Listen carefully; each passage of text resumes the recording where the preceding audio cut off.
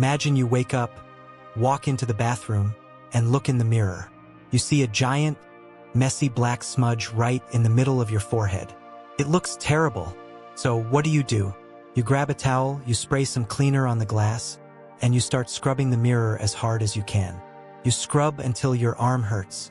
You yell at the mirror. You buy a more expensive mirror. But no matter how hard you work on that glass, the smudge stays right there, staring back at you. Does that sound crazy? Of course it does. Because you know the smudge isn't on the glass. It's on your face. But here is the secret. Most people spend their entire lives doing exactly that. They try to scrub their bank accounts, fix their bosses, or change their partners, wondering why life stays messy. They are scrubbing the mirror and ignoring the face. Quantum physics and ancient wisdom both tell us the same thing. The world is just a giant, shimmering reflection of what's happening inside your head. If you don't like what you see out there, you're looking at the wrong place. Today, we're going to learn the rules of the subconscious mirror so you can stop fighting the glass and finally change the reflection. Rule 1, the shadow puppet, the law of correspondence. Now that we understand the mirror, let's talk about the most important rule of all, the shadow puppet rule.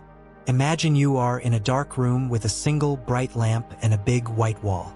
You put your hands in front of the lamp and wiggle your fingers. What happens?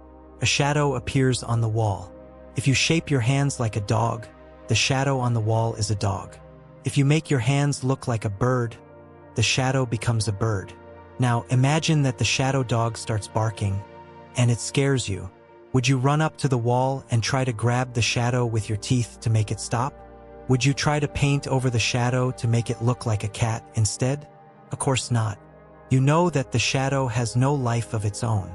The shadow is just a copy of what your hands are doing. If you want the shadow dog to go away, you don't touch the wall. You change the shape of your hands. In the world of the subconscious, your beliefs are your hands, and your life is the shadow on the wall. Most adults spend 40 years trying to fight the shadow. They see a shadow of debt in their bank account, so they work 3 jobs, pushing themselves until they are exhausted, trying to move the shadow. They see a shadow of a bad relationship, so they argue and try to change the other person, trying to fix the wall. But because they haven't changed the shape of their internal hands, their deep down belief that I am not worthy or life is a struggle, the shadow dog just keeps barking, no matter how much paint they throw at the wall. This is what scientists and philosophers call the law of correspondence. It says, as within, so without. It means that the outside world is a perfect, 100% accurate printout of your inside world. If your inside world is full of clutter, your house will be full of clutter. If your inside world is full of noise, your life will be full of drama. The subconscious mind is like a master artist that is constantly painting a portrait of your thoughts and hanging it up in front of you. For the 40-plus professional, this is the hardest rule to accept, but it is also the one that gives you all the power. If you accept that your life is a shadow, you suddenly realize you don't have to fight anyone anymore. You don't have to fight the economy, you don't have to fight your boss, and you don't have to fight your past. You just have to go back to the lamp of your awareness and change the shape of your hands. Why does the subconscious do this? Think of your subconscious like a loyal 5-year-old assistant. It wants to make sure you are right. If you tell your assistant, I am a person who always gets unlucky, the assistant thinks, oh, that's who we are. I better make sure the world looks unlucky so my boss isn't confused. It then goes out into the world and collapses the wave, remember our quantum laws, into a shape that matches your unlucky belief. It's not trying to hurt you, it's trying to be consistent. It's trying to make sure the mirror matches the face.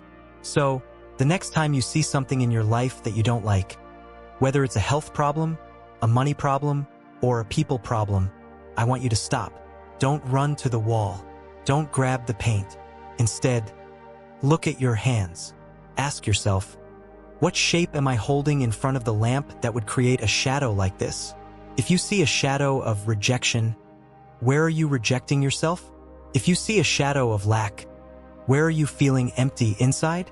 When you find the internal shape and change it, when you spread your fingers wide and make the shape of a golden eagle instead of a scared mouse, The shadow on the wall has no choice but to change. Cannot argue with you. Cannot stay a mouse. It is a physical, mathematical, and quantum law. The shadow must follow the hand. The mirror must follow the face. Next, Rule 2, the echo canyon, the time gap. The second rule is the one that causes the most frustration for adults.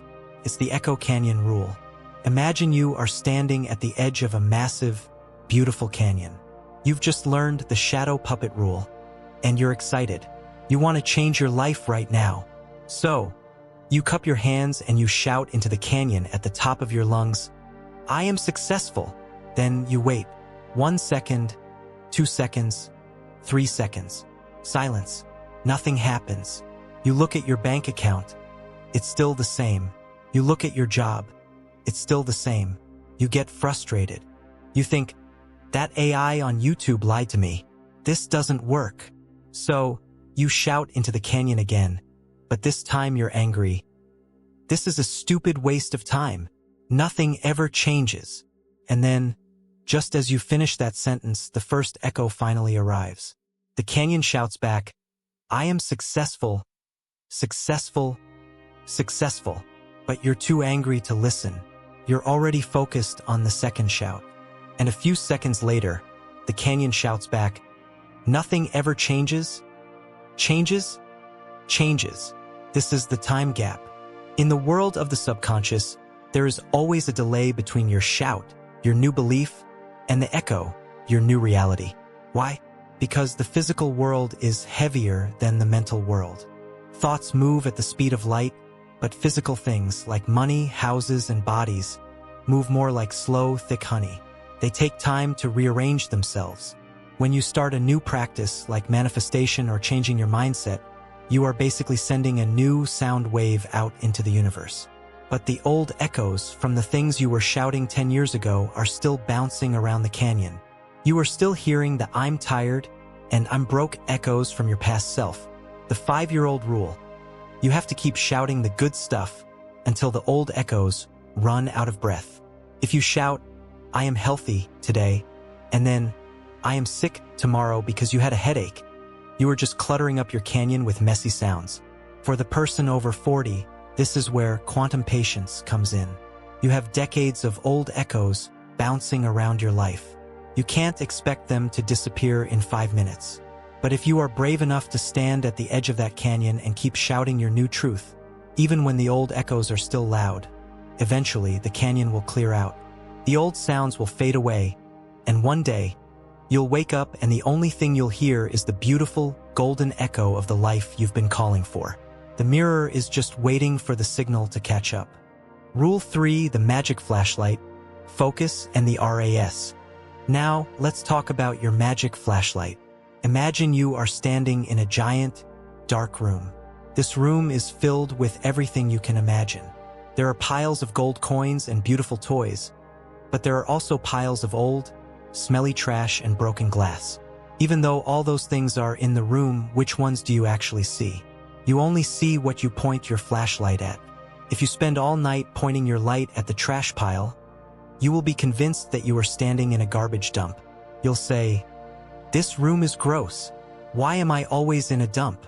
But if you simply turn your wrist and point the light at the gold pile, the room becomes a treasure chest. The trash is still there in the dark, but it doesn't matter anymore because it's not part of your observed reality. In your brain, this flashlight is a real thing called the RAS, Reticular Activating System. Its job is to be the bouncer at the door of your mind. Every single second, millions of things are happening around you. If your brain tried to look at all of them, your head would explode. So, the RAS asks you, what should I look for today? If your subconscious belief is, people are mean, your RAS becomes a mean person seeker.